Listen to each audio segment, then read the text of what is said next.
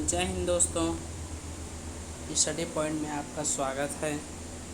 अगर आप चैनल पे नए हैं तो चैनल को सब्सक्राइब कर लें और बेल आइकन को प्रेस कर लें ताकि ऐसे ही वीडियो आपको मिलती रहे।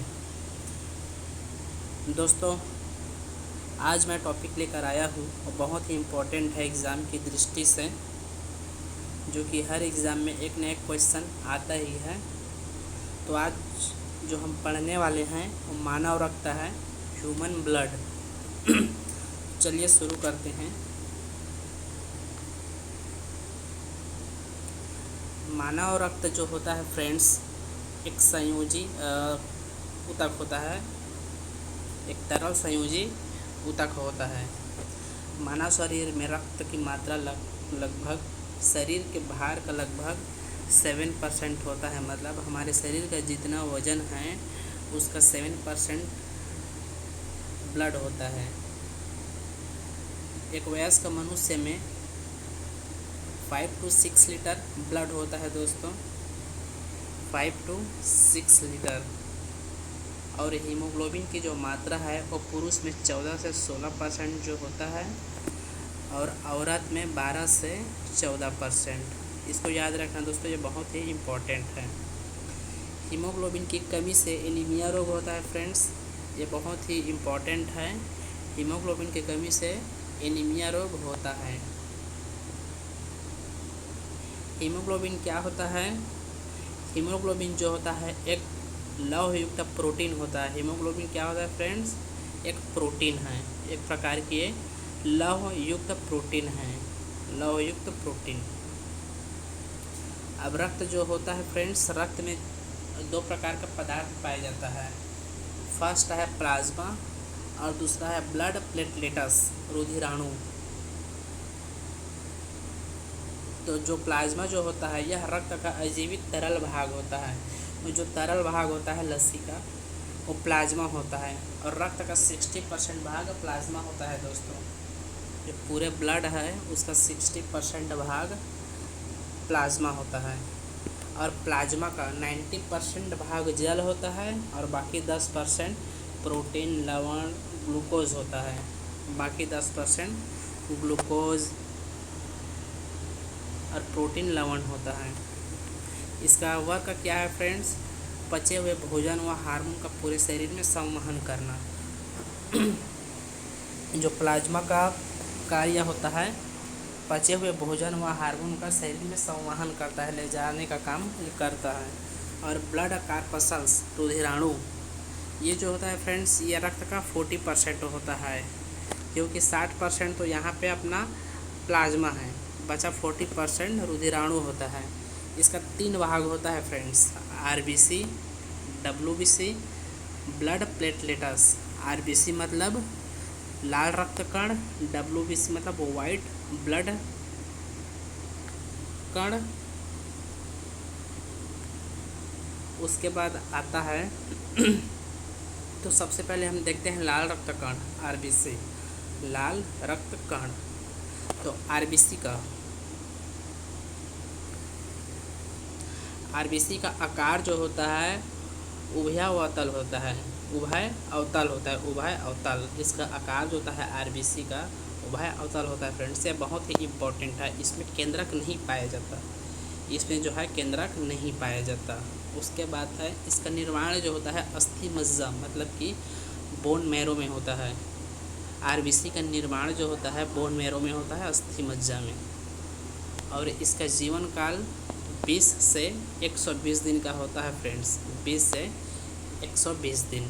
ये बहुत ही इम्पोर्टेंट है, जीवन काल 120 दिन तक होता है। इसकी मृत्यु यकृत या प्लीहा में होता है, लीवर या स्प्लीन में। आरबीसी का कब्र जो होता है फ्रेंड्स, आरबीसी का कब्र जो होता है यकृत और प्लीहा को कहते हैं, क्योंकि यहीं पे ये मरता है। आरबीसी जो है यकृत और प्लीहा में ही डेथ होता है। ठीक है, आगे हम देखते हैं। इसमें हीमोग्लोबिन होता है। आरबीसी में ही अपना हीमोग्लोबिन पाया जाता है, जो लौह युक्त प्रोटीन है। और इसमें जो यौगिक होता है हीमोग्लोबिन में वो हीमेटिन है, वो हीमेटिन है फ्रेंड्स, हीमेटिन। आरबीसी की संख्या जो है हेमोसाइटोमीटर से मापा जाता है। आरबीसी का संख्या जो है फ्रेंड्स उसको हेमोसाइटोमीटर से मापा जाता है, आरबीसी की संख्या को। आरबीसी का कार्य देखते हैं क्या क्या कार्य है। तो शरीर के सभी कोशिका में ऑक्सीजन पहुंचाना एवं कार्बन डाइऑक्साइड को वापस लाना। आरबीसी का मुख्य कार्य होता है फ्रेंड्स शरीर के सभी कोशिका में ऑक्सीजन पहुंचाना व कार्बन डाइऑक्साइड को वापस लाना। O2 को शरीर के अंदर कोशिका में ले जाना और प्लस CO2 को बाहर लाना, यही इसका मुख्य कार्य होता है आरबीसी का। उसके बाद देखते हैं फ्रेंड श्वेत रक्तकण WBC।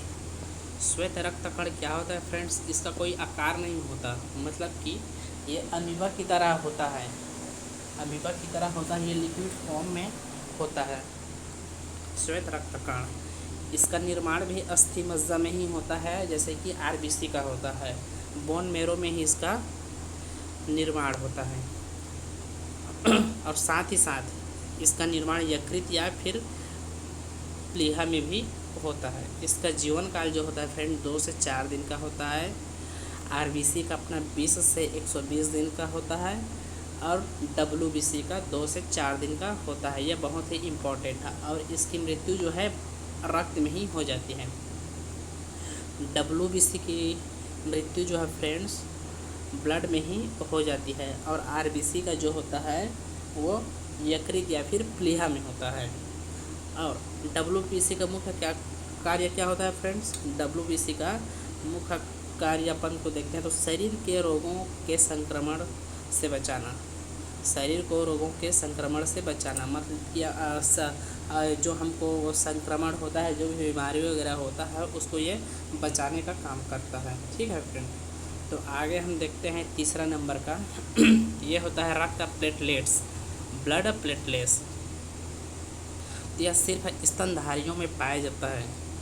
ये सिर्फ क्या होता है, स्तनधारियों में पाया जाता है, जैसे कि इंसान, जानवर, ये सब में ये पाया जाता है। इसमें केंद्रक नहीं होता, और इसका निर्माण जो होता है फ्रेंड अस्थि मज्जा में ही होता है। बाकी आरबीसी का, WBC का भी अस्थि मज्जा में ही होता है और इसका भी अस्थि मज्जा में ही होता है। इसका जीवन काल जो होता है फ्रेंड्स 3 से 5 दिन का होता है। 3 से 5 दिन तक इसका जीवन काल होता है। मृत्यु जो है इसका स्प्लीन में होता है, प्लीहा में। मृत्यु जो है प्लीहा में होता है। और लास्ट अपन देखते हैं फ्रेंड्स रक्त का मुख्य कार्य। तो अपन देखते हैं ये शरीर के तापमान को नियंत्रण करता है। पहला, शरीर के तापमान को जो नियंत्रण करता है कौन, खून। अपना जो खून है वो शरीर के तापमान को नियंत्रण करता है।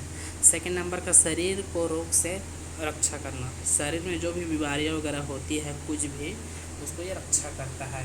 कौन, ये रक्त। शरीर के वातावरण को स्थायी बनाता है, अपने शरीर को वातावरण के अनुकूल स्थायी बनाता है ये। और चौथा जो होता है चोट घाव को भरना। जब हमको चोट वगैरह लगता है कुछ भी, तो ये उसको भरने का काम करता है ब्लड। अगर ब्लड ही नहीं रहेगा तो घाव भी नहीं भरेगा। और पांचवा जो होता है ऑक्सीजन, पचा हुआ भोजन, उत्सर्जित पदार्थ एवं हार्मोन का संवहन करना। मतलब ये फ्रेंड्स ऑक्सीजन को लाने का काम करता है, CO2 को ले जाने का। और पचा हुआ भोजन, उत्सर्जित पदार्थ, विटामिन, हार्मोन्स का ये पूरे शरीर में संवहन करता है। तो फ्रेंड्स ये आज का अपना जो टॉपिक ब्लड था वो कंप्लीट हो गया है। जो इम्पोर्टेंट चीज़ था मैंने सारा कवर किया है। और इससे रिलेटेड जो क्वेश्चन बनेगा नेक्स्ट वीडियो में मैं लेकर आऊँगा ट्रिक के साथ। इसमें क्या क्या क्वेश्चन बन सकता है, कैसे कैसे पूछते हैं एग्ज़ाम में। तब तक के लिए धन्यवाद।